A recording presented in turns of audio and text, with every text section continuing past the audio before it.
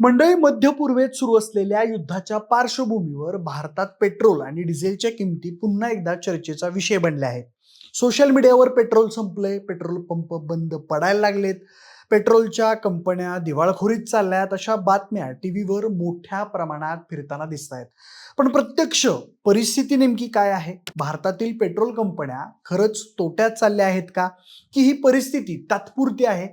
महाराष्ट्रात काही पेट्रोल पंपांवर इंधन पुरवठा विस्कळीत का दिसतोय आणि या सगळ्याचा सामान्य नागरिकांच्या खिशावर, वाहतुकीवर, शेतीवर आणि बाजारपेठेवर नेमका कसा परिणाम होतोय? आणि सगळ्यात महत्त्वाचं, पेट्रोल कंपन्या खरंच लॉसमध्ये आहेत का? याच प्रश्नांची उत्तरं आपण या व्हिडिओच्या माध्यमातून जाणून घेणार आहोत. नमस्कार, मी प्रथमेश आणि तुम्हाला तर माहिती आहे आपला विषयच भारी.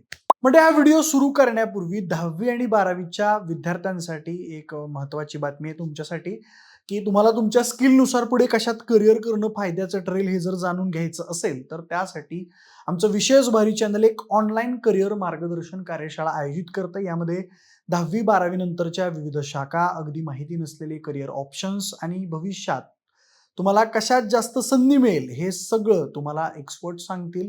या कार्यशाळेसाठी तुम्हाला नोंदणी करायची असेल तर डिस्क्रिप्शनमध्ये लिंक आहे, तर लगेच नोंदणी करा आणि उज्ज्वल भविष्य घडवा. आता मूळ मुद्द्याकडे येऊया. मंडळी, सध्या भारत हा जगातील 3ऱ्या क्रमांकाचा सर्वात मोठा तेल आयात करणारा देश आहे आणि भारताच्या एकूण कच्च्या तेलाच्या गरजेपैकी मोठा हिस्सा मध्य पूर्वेतून येतो. विशेषतः Iran, Saudi Arabia, Iraq, UAE या देशांमधून भारताला मोठ्या प्रमाणावर क्रूड ऑइल मिळतं. पण इराण अमेरिका युद्ध, होर्मुझ सामुद्रधुनीवरील तणाव आणि जहाज वाहतुकीवर असलेला धोका यामुळे जागतिक बाजारात क्रूड ऑइलचे दर अचानक वाढायला लागलेत. त्याचा थेट परिणाम भारतातील सरकारी तेल कंपन्यांवर होऊ लागलाय. Indian oil corporation, Bharat petroleum आणि हिंदुस्तान पेट्रोलियम या कंपन्यांनी स्वतः मान्य केलं आहे की वाढत्या आंतरराष्ट्रीय दरांमुळे त्यांच्यावर मोठा आर्थिक दबाव येऊ लागलाय. काही अहवालांनुसार BPCL ला काही काळ डिझेलवर प्रति लिटर तब्बल 25 ते 30 रुपयांपर्यंत आणि पेट्रोलवर 10 ते 14 रुपयांपर्यंत तोटा सहन करावा लागत होता.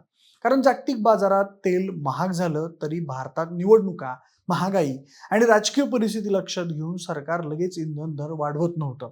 त्यामुळे कंपन्यांना महाग तेल विकत घेऊन तुलनेनं कमी दरात पेट्रोल डिझेल विकावं लागत होतं. याच कारणामुळे गेल्या काही दिवसात पेट्रोल आणि डिझेलचे दर टप्प्याटप्प्याने वाढवण्यात आले. त्या गोष्टीला माध्यमांमध्ये स्लो पॉइझनिंग दिल्याचं बोललं गेलं. टाइम्स ऑफ इंडियाच्या अहवालानुसार मे 2026 मध्ये भारतात इंधन दर 4 वेळा वाढवण्यात आले आणि काही शहरांमध्ये पेट्रोल 110 रुपयांच्या पुढे गेलं. मात्र कंपन्या पूर्णपणे बुडाल्या किंवा देशात पेट्रोल संपत आले असं चित्र ऑफिशियली कुठंच दिसत नाहीये. उलट IOC, BPCL आणि HPCL या कंपन्यांनी स्पष्ट सांगितले की देशात पुरेसा साठा उपलब्ध आहे आणि नागरिकांनी पॅनिक बाईंग करू नये. तरी देखील जनतेमध्ये पेट्रोलची वेगळी समस्या निर्माण झाली आहे, कारण मूळ म्हणजे तेल कंपन्यांनी पेट्रोल पंप मालकांना पूर्वीसारखं उधारीवर इंधन देणं कमी केलंय. हिंदुस्तान टाइम्सच्या अहवालानुसार इंडियन ऑइल, BPCL आणि HPCL यांनी अनेक पंपांना आधी पैसे भरा मग इंधन घ्या अशी भूमिका घेतलेली दिसून येते. पूर्वी अनेक पंपांना 3 ते 5 दिवसांचं क्रेडिट मिळायचं, म्हणजे पंप मालक आधी इंधन विकायचे आणि नंतर प्रॉफिट काढून कंपन्यांना पैसे द्यायचे. पण युद्धामुळे तेल कंपन्यांवर सध्या दबाव वाढल्यानं त्यांनी ही सुविधा कमी केली आहे. महाराष्ट्रातील बऱ्याच पेट्रोल पंप चालक संघटनांनी सांगितलंय की अचानक मोठी रक्कम आधी जमा करावी लागत असल्यानं छोट्या पंपांवर आर्थिक ताण निर्माण झालाय. काही ग्रामीण भागातील पंपांवर त्यामुळे पुरवठा कमी झाल्याचं चित्र देखील दिसलं आहे. काही ठिकाणी तर लोकांनी अफवांमुळे मोठ्या प्रमाणात पेट्रोल भरून घेतलं आणि साठवून ठेवायला सुरुवात केली. त्यामुळे तुटवडा भासू लागला आणि पेट्रोल पंपांवर रांगांच्या रांगा लागल्या. विशेषतः नागपूर, पुणे, औरंगाबाद, नाशिक, कोल्हापूरच्या काही भागांमध्ये लोकांमध्ये भीतीचं वातावरण तयार झालं. पण प्रशासनाने आणि तेल कंपन्यांनी वारंवार स्पष्ट केलं की देशात पेट्रोल डिझेलचा तुटवडा नाही आहे.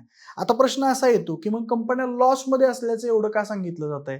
कारण या कंपन्यांची परिस्थिती 2 वेगवेगळ्या स्तरांवर पाहावी लागते. पहिली गोष्ट म्हणजे ऑपरेशनल लॉस, म्हणजे दररोज पेट्रोल डिझेल विकताना होणारा तात्पुरता तोटा, आणि दुसरी गोष्ट म्हणजे एकूण वार्षिक नफा. उदाहरणार्थ काही काळ कंपन्यांना इंधन विक्रीत तोटा होतो, पण refinery business, gas business, export, विमानाचं पेट्रोल, लुब्रिकंट्स आणि इतर विभागातून मोठा नफा मिळतो. त्यामुळे कंपनी पूर्णपणे तोट्यात जातेच असं नाही. पण अनेक विश्लेषक सांगतात की भारतातील सरकारी तेल कंपन्यांनी यापूर्वी रशियन स्वस्त क्रूडमुळे खूप प्रॉफिट कमावला होता. तर मागील काही वर्षात OMC कंपन्यांनी देखील लाखो कोटींमध्ये उलाढाल केलेली होती. त्यामुळे सध्याचा तोटा हा दीर्घकालीन संकट नसून युद्धजन्य परिस्थितीमुळे आलेला तात्पुरता दबाव असल्याचं अनेक तज्ज्ञांचं मत आहे. यामध्ये खासगी कंपन्यांची परिस्थिती थोडी वेगळी आहे. रिलायन्स इंडस्ट्रीच्या जिओ BP नेटवर्कने आणि शेलने काही भागात विक्री कमी केली किंवा मार्जिन सांभाळण्यासाठी धोरण बदललंय. तर इकॉनॉमिक टाइम्सच्या अहवालानुसार नायरा कंपनीने काही काळ विक्री नियंत्रित करून नुकसान कमी करण्याचा प्रयत्न केलाय. त्यामुळे पुन्हा सरकारी कंपन्यांकडे ग्राहकांचा ओघ वाढलेला आपल्याला दिसून येतोय. स्टॉक मार्केटमध्ये रिलायन्स, HPCL, BPCL आणि IOC यांच्या शेअर्समध्येही मोठे चढ उतार दिसत आहेत. युद्ध वाढलं की हे शेअर्स पडतात आणि युद्धविरामाच्या बातम्या आल्या की पुन्हा वाढतात. काही दिवसांपूर्वी अमेरिकन इराण सीजफायरच्या चर्चेनंतर तेलाचे दर घसरले आणि भारतातील ऑइल मार्केटिंग कंपन्यांचे शेअर्स 9% वाढले होते. म्हणजेच बाजाराला अजूनही या कंपन्यांवर विश्वास आहे. जर कंपन्या पूर्णपणे कोसळण्याच्या स्थितीत असत्या तर गुंतवणूकदारांनी इतक्या वेगाने पुन्हा पैसे गुंतवले नसते. पण सामान्य माणसासाठी हे चित्र जरा वेगळं आहे. पेट्रोल महाग झालं की सगळ्यात आधी वाहतूक खर्च वाढतो. ट्रक, बस, टॅक्सी, ऑटो, शेतमाल, वाहतूक, ऑनलाईन डिलिव्हरी सगळ्यावर परिणाम होतो. पेट्रोल डिझेल दर वाढले की भाज्या, फळं, धान्य, कुरिअर, प्रवास अशा जवळपास प्रत्येक क्षेत्रात महागाई वाढते. गावाकडच्या भागात ट्रॅक्टरसाठी डिझेल लागत असल्याने शेतकऱ्यांचा खर्च वाढतो. त्यामुळे शेती हळूहळू उत्पादन महाग होतं. शहरात ऑफिसला जाणाऱ्या लोकांचा महिन्याचा पेट्रोल खर्च ₹1000 वाढतो. महाराष्ट्रात अनेक कुटुंबांनी आधीच महागाईचा ताण सहन केलाय आणि त्यात इंधन दरवाढीमुळे मध्यमवर्ग अधिक दबावाखाली गेलाय. याच काळात सोशल मीडिया पोस्टमध्ये भारत लॉकडाऊनकडे जातोय, पेट्रोल संपणार, सरकारकडे साठा नाही, अशा दाव्यांमुळे भीतीचं वातावरण निर्माण झालं. पण अधिकृत आकडेवारी अजून चित्र वेगळं दाखवते. तेल कंपन्या आणि सरकारी अधिकारी सांगतात की भारताकडे पुरेसा स्ट्रॅटेजिक रिझर्व्ह आणि रिफायनरी कॅपॅसिटी आहे. मात्र समस्या पुरवठ्यापेक्षा किमतींची आणि आर्थिक व्यवस्थापनाची आहे. भारताला दररोज कोट्यावधी डॉलर्सचं क्रूड आयात करावं लागतं. डॉलर मजबूत झाला आणि तेल महागलं की भारताच्या इम्पोर्ट बिलवर प्रचंड दबाव येतो. त्यामुळे सरकारला कधी कर कमी करावे लागतात, तर कधी कंपन्यांना तोटा सहन करायला सांगितलं जातं, तर कधी थेट इंधन दर वाढवले जातात. आजची परिस्थिती नेमकी तीच आहे. कंपन्या ऑपरेशनल प्रेशरमध्ये आहेत. काही पेट्रोल पंप आर्थिक तणावामुळे अडचणीत आहेत. ग्राहक महागाईने त्रस्त आहेत. पण देशाची परिस्थिती इंधन संपण्याकडे हळूहळू सरकताना दिसतीये. जरी भारताने रशिया, आफ्रिका आणि इतर देशांकडून पर्यायी तेल खरेदी करण्याचे प्रयत्न सुरू केले असले तरी BPCL सारख्या कंपन्यांना आपली इम्पोर्ट स्ट्रॅटेजी जवळपास रोज बदलावी लागत असल्याचं मान्य केलंय. त्यामुळे सध्याचं संकट हे पेट्रोल सोबत जागतिक युद्ध, राजकारण, डॉलर आयात, सरकारी कर आणि भारताच्या ऊर्जा सुरक्षेशी जोडलेलं आहे. आपण पेट्रोल पंपावर वाढलेला दर बघतो, पण त्यामागे जगभरातील युद्ध, समुद्री मार्ग, डॉलरचा दर, रिफायनरी इकॉनॉमिक्स यांचं मोठं गणित चालू असतं. आज भारतातील पेट्रोल कंपन्या नक्कीच दबावाखाली आहेत. काही काळासाठी त्यांना तोटा सहन करावा लागतोय. काही पंप आर्थिक अडचणीत आलेत. पण त्याच वेळी या कंपन्या अजूनही देशाची ऊर्जा व्यवस्था सांभाळत आहेत आणि परिस्थिती नियंत्रणात ठेवण्याचा प्रयत्न करत आहेत. बाकी मंडळी, तुम्हाला पेट्रोल कंपन्या लॉस बद्दल काय वाटतंय आणि त्या मला कमेंट बॉक्समध्ये नक्की कळवा. सोबतच आपल्या विशेषभरच्या YouTube चॅनलला सबस्क्राईब करायला अजिबात विसरू नका. धन्यवाद.